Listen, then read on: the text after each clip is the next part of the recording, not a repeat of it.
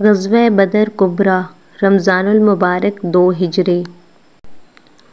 یہ غزوہ غزوات اسلام میں سب سے بڑا غزوہ ہے، اس لیے کہ اسلام کی عزت و شوکت اور کفر و شرک کی ذلت و رسوائی کی ابتدا بھی اسی غزوے سے ہوئی۔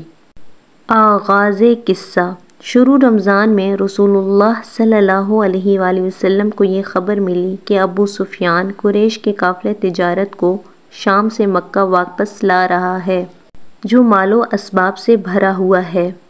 آپ صلی اللہ علیہ وآلہ وسلم نے مسلمانوں کو جمع کر کے اس کی خبر دی اور فرمایا، یہ قریش کا کاروان تجارت ہے اور مال و اسباب سے بھرا ہوا ہے، تم اس کی طرف خروج کرو، عجب نہیں کہ اللہ تعالیٰ تم کو اس قافلے میں غنیمت عطا فرمائے اور اس قافلے کے ذریعے سے تمہاری مالی مدد فرمائے۔ ہم و گمان بھی نہ تھا، اس لیے بلا کسی تیاری اور اہتمام کے نکل کھڑے ہوئے۔ ابو سفیان کو یہ اندیشہ لگا ہوا تھا، اس لیے جب ابو سفیان حجاز کے قریب پہنچا تو ہر راہگیر اور مسافر سے آپ کے حالات اور خبریں دریافت کرتا۔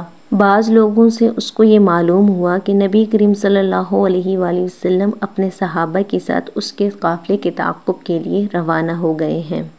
ابو سفیان نے اسی وقت زمزم غفاری کو اجرت دے کر مکہ روانہ کیا اور کہلا بھیجا کہ قریش کو اطلاع کر دیں کہ جس قدر ممکن ہو اپنے قافلے کی خبر لیں اور اپنے سرمایہ کو بچانے کی کوشش کریں۔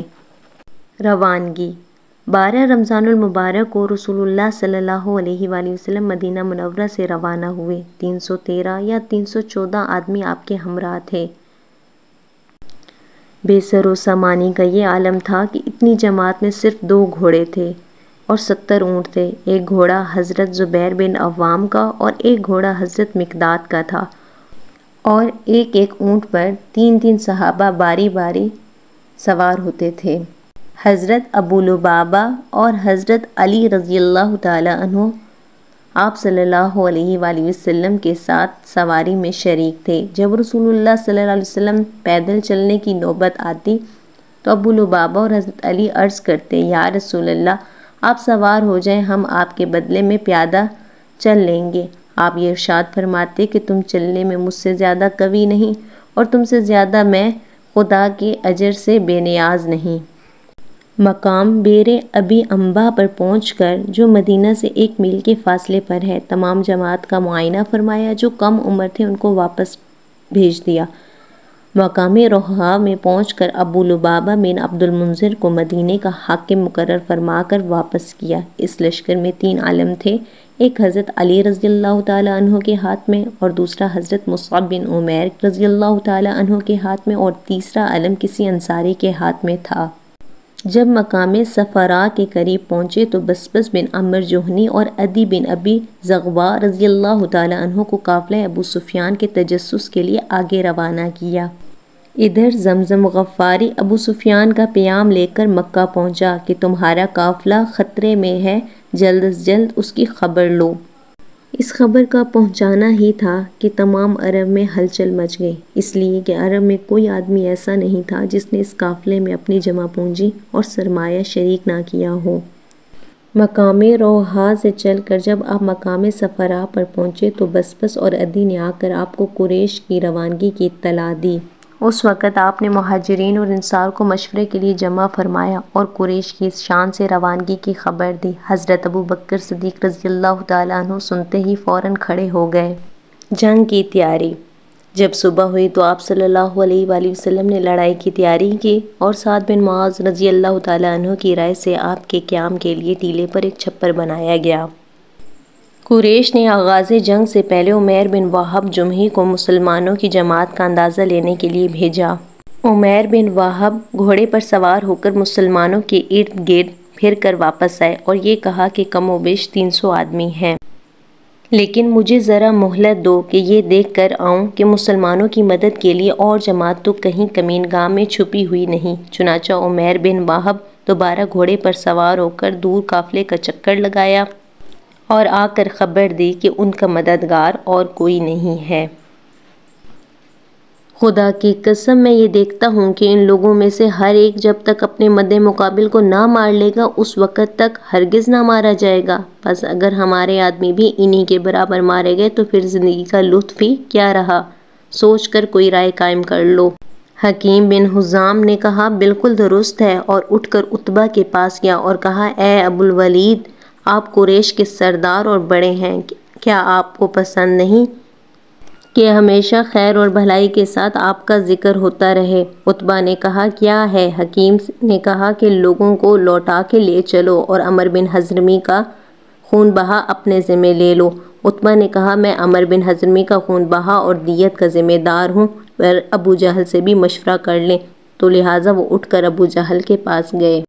ابو جہل سنتے ہی غصے سے بھڑک اٹھا اور یہ کہا کہ عتبہ اس لیے بھی لڑائی سے جان چھڑا رہا ہے کہ اس کا بیٹا ابو حذیفہ مسلمانوں کے ساتھ ہے، اس پر کوئی آنچ نہ آئے، خدا کی قسم یہ ہرگز واپس نہ جائیں گے جب تک اللہ ہمارے اور محمد کے مابین فیصلہ نہ کر دے۔ اور عمر بن حضرمی کے بھائی عامر بن حضرمی کو بلا کر یہ کہا کہ تیرا حلیف عتبہ لوگوں کو لوٹا کر واپس لے جانا چاہتا ہے اور تیرے بھائی کا خون تیری آنکھوں کے سامنے ہے۔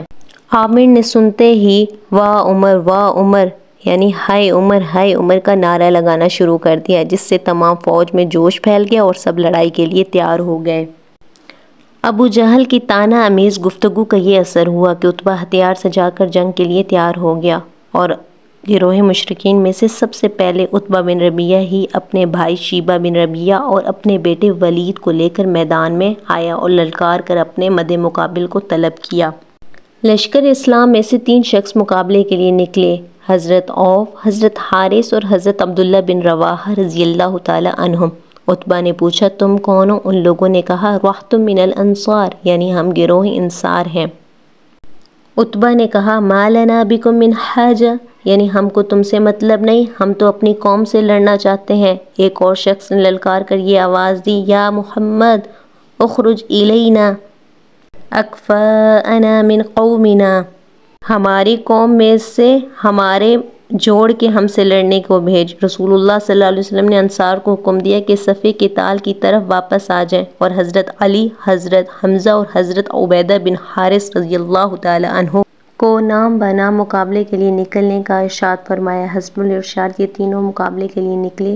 چہروں پر چونکہ نقاب تھا اس لیے عتبہ نے دریافت کیا تم کون ہو؟ عبیدہ نے کہا میں عبیدہ ہوں۔ حمزہ نے کہا میں حمزہ ہوں، اور حضرت علی رضی اللہ تعالیٰ عنہ نے فرمایا میں علی ہوں۔